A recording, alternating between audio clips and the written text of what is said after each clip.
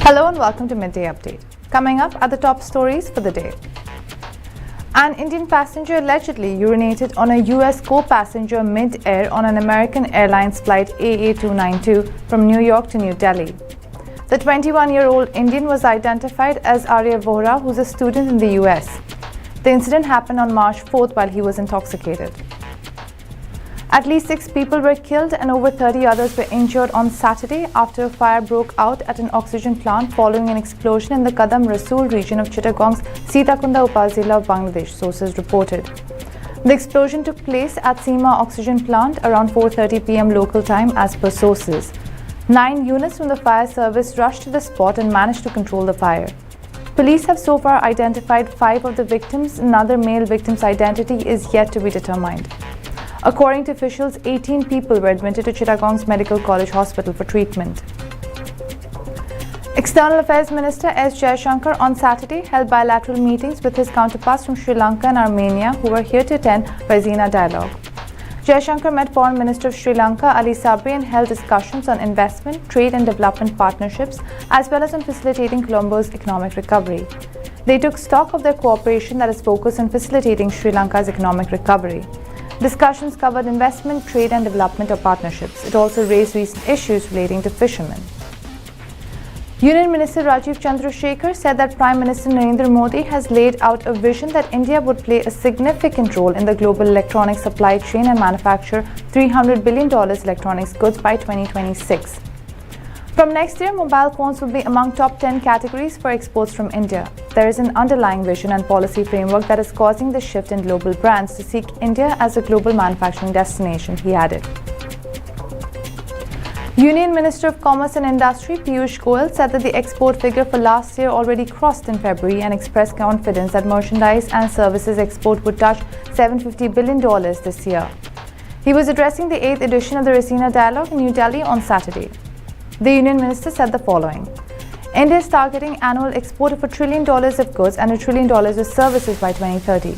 Responding to a question on India achieving the highest export figure in the past year, the minister said that was the result of a deep dive analysis and extensive planning where India's capabilities were thoroughly assessed, new markets were sought out, districts, especially remote ones, were empowered to become export hubs, and all Indian missions abroad were effectively leveraged to promote trade, technology and tourism.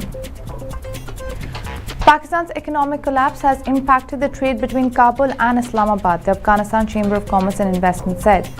As per ACCI, the trade between Afghanistan and Pakistan reached close to $3 billion but has recently dropped.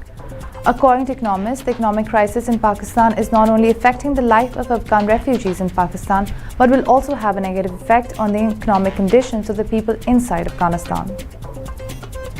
Moodys Investors Service has downgraded the long-term deposit ratings of 5 Pakistani banks to CAA3 from CAA1, sources reported. The ratings of Moodys Investors Service suggest that the ongoing economic crisis in Pakistan is likely to have an adverse trickle-down impact on banks. The inflation readings are at a historical high of 31.5% in January, and the central bank's benchmark policy rate at a record high of 20% has weakened the borrower's capacity to repay loans taken from the banks, as per the news report. Financial institutions might witness a large proportion of borrowers defaulting on repayment, which will lead to an increase in non-performing loans and bad loans, likely to affect the earnings of banks and deteriorate the quality of their assets. A third day of breezy conditions at Al Moj Muscat Marina gave the crews much to ponder as all 3 races ended with different winners and entirely different top 3 finishes in 2 of the 3 races in the 44 Cup. After the wind's ease, Team Charisma of Monaco had extended their lead to 7 points ahead of Igor's Team Sirif, powered by Rasnik 1860 from Slovenia, with Team Peninsula Racing of Great Britain a further 8 points back. Those were the top stories for the day. For more updates, stay tuned and keep watching TTV.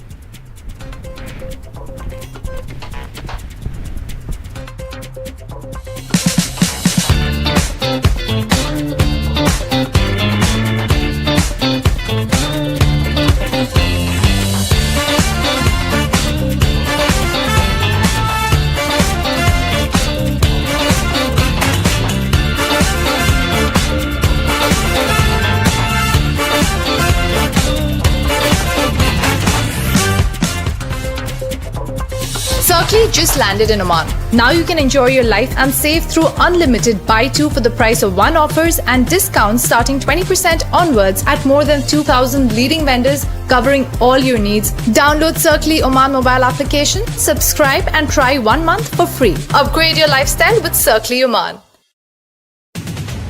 You've just heard the live feed from the TTV studios on TFM 95.4. Let's talk.